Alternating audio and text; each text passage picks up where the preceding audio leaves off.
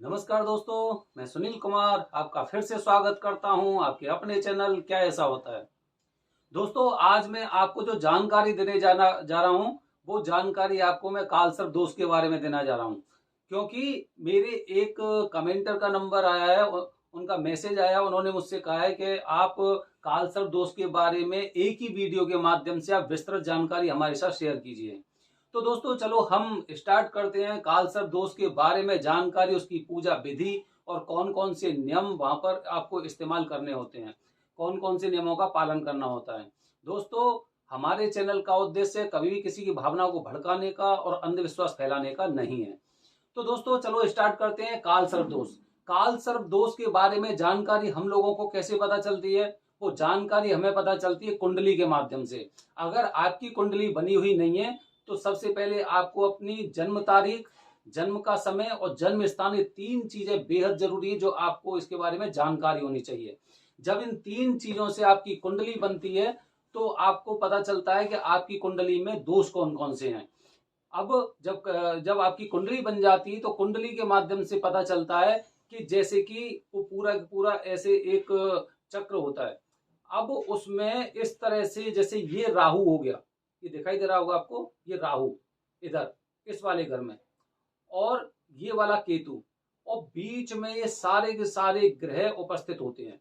बीच में इस वाले स्थिति में पूरे पूरे ग्रह उपस्थित होते हैं, चाहे वो बृहस्पति हो गया, सूर्य हो गया, बुध हो गया, शनि हो गया, शुक्र हो गया, कुछ भी हो गया, वो इन राहु और केतु के बीच में स्थित होते हैं। इससे क्या होता है कि जब किसी जातक की कुंडली में कालसर्प दोष होता है तो जितने भी ग्रह राहु और केतु के मध्य में होते हैं वो अपना शुभ परिणाम नहीं दे पाते हैं। इसलिए जातक को बहुत ज्यादा परेशानी, बहुत ज्यादा संघर्ष करना पड़ता है। अब इसकी मुक्ति के बारे में, इसके समाधान के बारे में हम बात करेंगे। तो दोस्तों, जब राहु और केतु के बीच में सारे ग्रह हो जाते हैं और आपको सफल परिणाम नहीं दे पा रहे तो इसके काफी बुरे परिणाम भी हम लोगों को झेलने पड़ते हैं। बड़ी अच्छी पढ़ाई करने के बावजूद भी, बड़ा अच्छा एक्सपीरियंस होने के बावजूद भी आपके बिजनेस में परेशानी आ रही है, आपके घर परिवार में परेशानी आ रही है, तो इस तरह से वो परेशानियां आपका पीछा नहीं छोड़ती हैं। तो कालसर्प दोष की पूजा इसलिए बेहद जरूरी होती है कि कालसर्प दोष की पूजा कराने से क्या है कि जो राहु और केतु हैं, राहु और केतु अपने प्रभाव को कम कर देते हैं और जो मध्य के जितने भी ग्रह थे वो अपना शुभ परिणाम देने लग जाते हैं। तो कैसे पूजा होती है कालसर्प दोष की? कालसर्प दोष की जब पूजा कराते हैं तो सबसे पहले आपको ये जानना बेहद जरूरी है कि कालसर्प दोष की पूजा हमें कहाँ करानी चाहिए।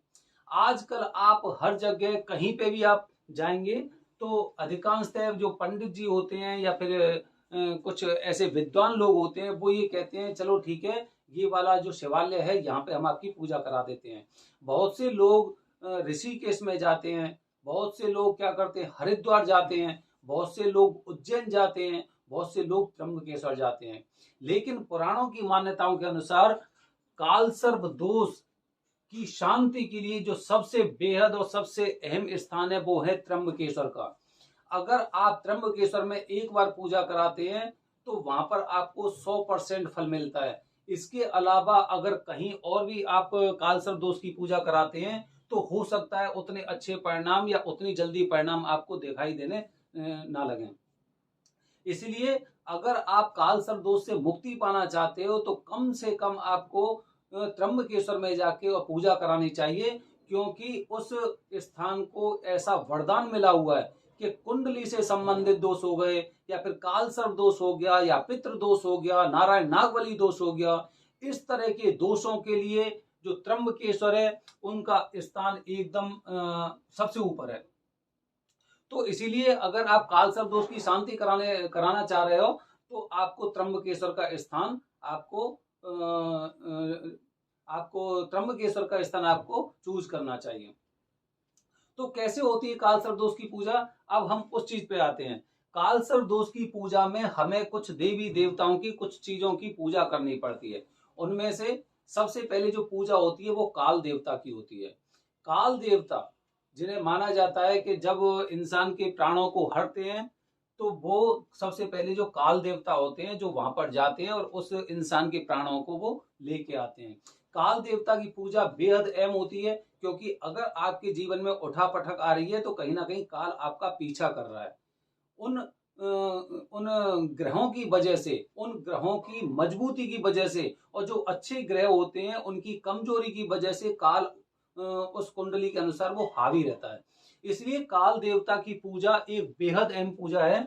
और इस पूजा के अलावा मैंने कभी कहीं पर भी नहीं सुना है कि काल देवता की पूजा होती है। हालांकि दीपावली वाले दिन कुछ लोग ऐसे कहते हैं कि उनकी भी पूजा होती है, लेकिन जो एक विधि विधान से पूजा होती है वो त्र्यंबकेश्वर में कालसर्प दोष पूजा के दौरान काल देवता की पूजा होती है। इसके बाद जब पूजा करते हैं तो पूजा के बाद नंबर आता है उनका राहु देव का। जो राहु ग्रह है, राहु ग्रह की पूजा भी बड़े विधि विधान से होती है, और राहु देवता को खुश किया जाता है, उनकी एकदम पूरी तरह से सिद्धि की जाती है। मंत्रों के माध्यम से मंत्रोच्चारण चलते रहते हैं और सारी विधि चलती रहती है। राहु की पूजा होती है। जब राहु की पूजा हो जाती है तो उसके बाद नौ नाग की पूजा होती है। नौ नाग होते हैं, जैसे मैं आपको पिछले वीडियो के माध्यम से बता चुका हूं। नौ नाग होते हैं। नाग कौन से होते हैं? अनंतम, वासुकी, शेषम, पद्मनाभम, कंबलम, शंखपालम, धृतराष्ट्रम, कालियम, तक्षकम। ये ऐसे करके नौ नाग होते हैं। इन नौ नागों की पूजा होती है, क्योंकि अगर राहु आपका बलवान है तो आपके ऊपर नाग दोष भी है, इसीलिए नौ नागों की पूजा होती है। इस तरह से जब ये पूजा हो जाती है, उसके बाद जब नौ नागों की पूजा हो जाती है, काल देवता की पूजा हो जाती है, या फिर राहु देव की पूजा हो जाती है, नौ नागों की पूजा के बाद जो विधि बनती है वो बनती है गणेश जी महाराज की पूजा। क्योंकि गणेश जी महाराज ही सारे संकटों को हरते हैं, इसलिए उन्हें विघ्नहर्ता बोलते हैं।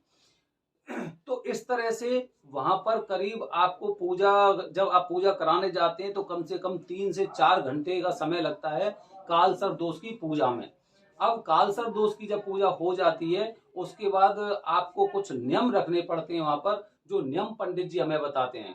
अब हम उन नियम की बारे में बात करते हैं। नियम कौन कौन से होते हैं? कालसर्प दोष की पूजा में नियम बेहद ही अहम होते हैं। अब उन नियमों में सबसे पहले पंडित जी ने कहा है कि जिन नियमों का पालन करना है उन नियमों को अपने मुख से बोलना भी नहीं है। जैसे कि जब आप पूजा करा के आते हैं तो 40 दिन तक आपको कौन कौन से नियमों का पालन करना चाहिए। पहला नियम ये होता है कि आपको किसी भी तरह के लहसुन प्याज का इस्तेमाल नहीं करना होता है। लहसुन प्याज का आप इस्तेमाल नहीं कर सकते, यहाँ तक कि मुंह से भी नहीं बोल सकते। उसके बाद आपको मांस मदिरा का 40 दिनों तक सेवन नहीं करना होता है। मांस मदिरा का सेवन नहीं करना होता है, और प्रयास करना होता है कि आप किसी भी बाहर के खाने से बचें।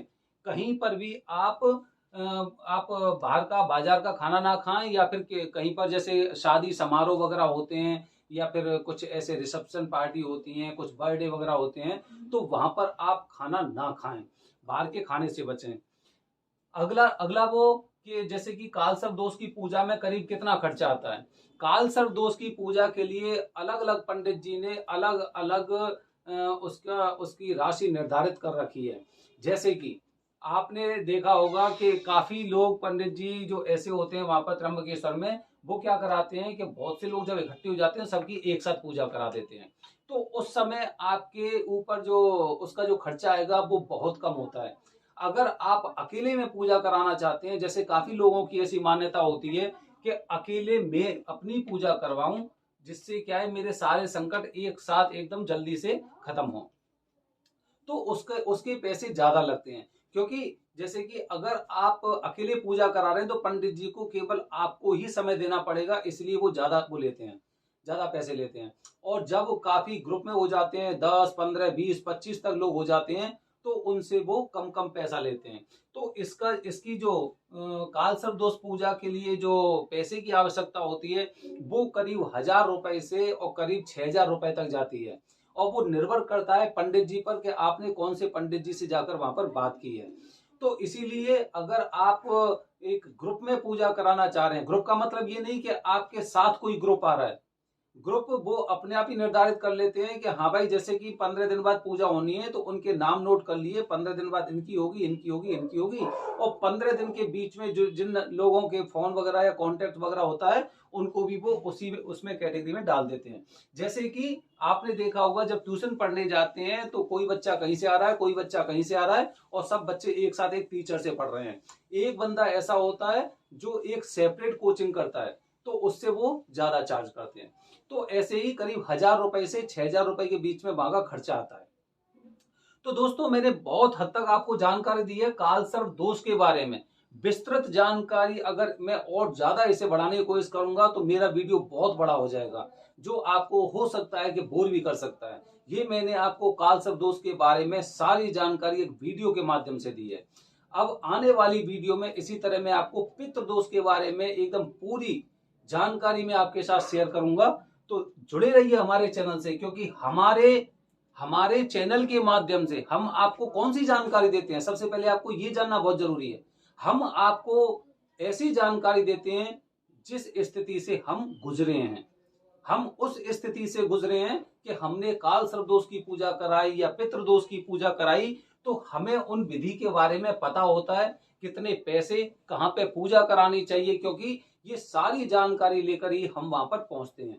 तो इसीलिए ये कहीं से भी कोई ऐसी पढ़ी सुनी कही सुनी बात नहीं है, ये अनुभव वाली बातें हैं कि जब हम वहां पर पूजा कर रहे हैं तो पूजा के बाद कौन कौन सी पद्धति चल रही है, कौन कौन सी चीजें चल रही हैं, किन किन की पूजा होती है, ये सारी चीजें होती हैं।